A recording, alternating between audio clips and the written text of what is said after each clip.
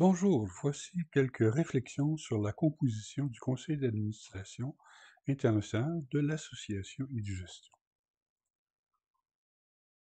Notre réseau international repose sur des associations nationales possédant chacune son existence autonome.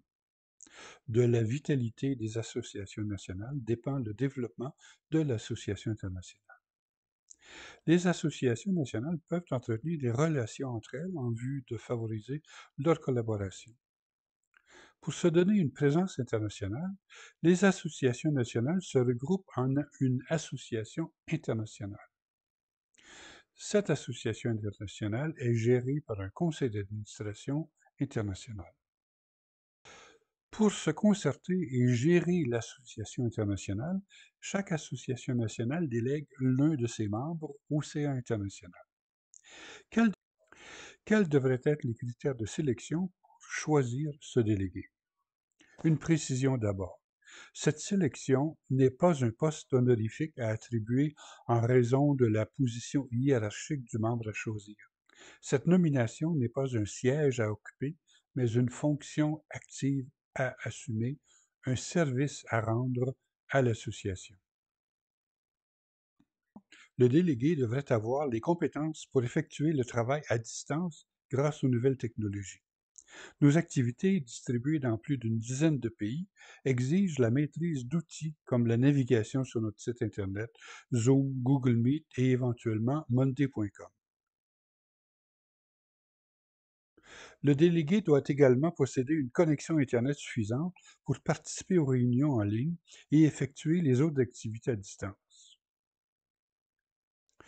Le membre du CA international devra assumer des responsabilités, ce qui exige la disponibilité du temps nécessaire pour le faire. Il faut que les activités personnelles et professionnelles laissent du temps pour s'occuper de son association nationale et internationale. Puisque notre association vise l'amélioration de la gestion des systèmes éducatifs, il serait utile que le membre du CA possède des compétences en gestion au niveau local, régional ou national. La participation aux activités d'un CA international suppose également un intérêt pour une vision internationale qui dépasse les réalités de son propre système éducatif. Mais surtout, il faut un engagement concret dans le développement de l'association internationale, ce qui présuppose la proactivité, la volonté de faire avancer la qualité de la gestion sans attendre que d'autres personnes le requièrent. Ce qui est espéré, ce n'est pas la conformité aux attentes des autres, mais le leadership de chaque membre du CA international. Quelles responsabilités seront confiées aux membres du CA international?